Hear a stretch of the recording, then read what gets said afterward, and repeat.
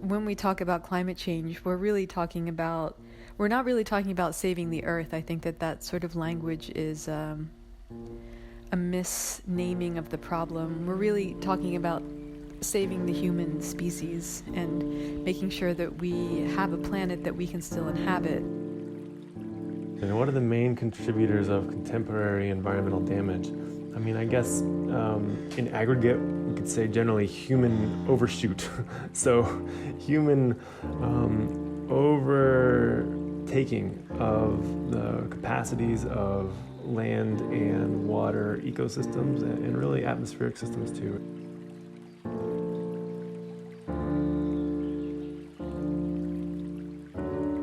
The problem seems to be that the sort of capitalist business mindset of short-term gain and profit, so thinking like 6 months, like a corporation does for the next shareholders meeting, really thinking about the government and its environmental responsibilities in that way, when really environmental concerns are very long-term concerns. There seems to be a lot of emphasis on individual gain, whether that is for the politicians themselves or for corporations that they're working closely with or being lobbied by. I mean, a perverse thing about environmental damage is that it intensifies existing inequalities. So those who are the most vulnerable tend to suffer the first and worst consequences of environmental deterioration or disruption or disturbance.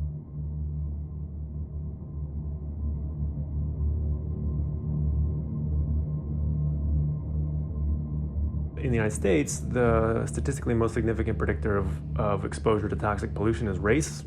And that would be a particular finding that is generalized around the world, that the socially marginal usually suffer the first and worst consequences of environmental problems.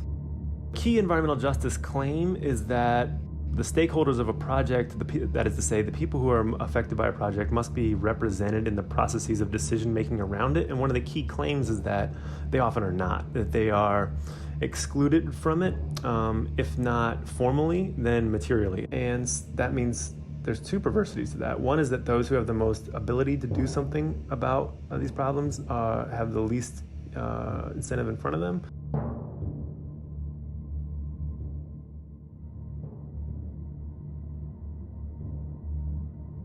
Those who stand to suffer most or are most vulnerable to environmental issues need to have representation and political capacity to guide the response to those issues.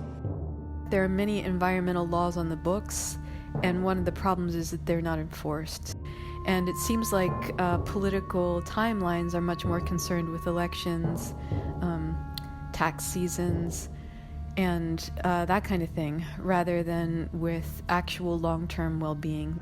As much of a struggle as it is to create political systems in which the most vulnerable have real political power, it's another step altogether for future generations to have political power in present-day decision-making processes.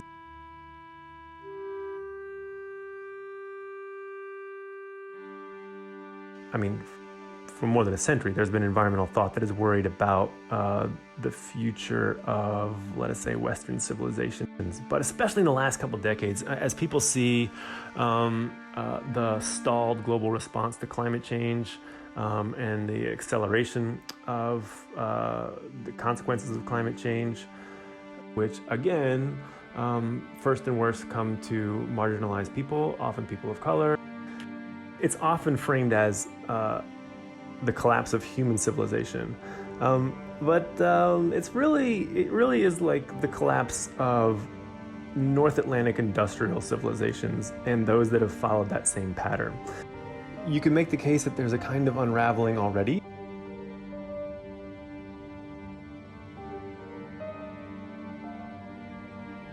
Apocalypse in Greek just means revelation. The revelation of things. So in ordinary popular culture use, apocalypse means like some terrible cataclysmic end of things, right? Like a really bad catastrophe has happened. But that's a little bit at odds from how the readers of the Apocalypse of John, the book of Revelation, would have received it. For them, it was probably something more like the unveiling of the true nature of reality. And so instead of meaning to inspire fear about a terrible end coming, it was rather meant to inspire courage.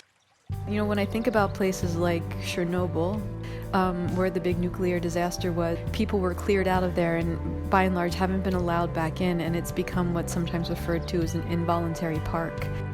But a planet that isn't habitable by humans is not necessarily, almost certainly not a planet that isn't habitable by other creatures, all kinds of flora and fauna.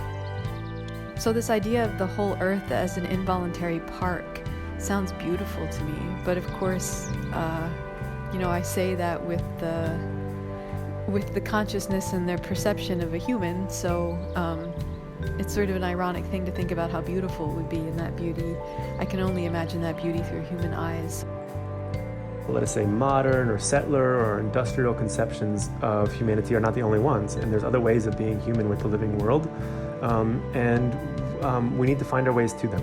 And there's ways of living sort of beyond the vision of the human that we have inherited in the modern industrial West, and that's a post-human future that's worth fighting for.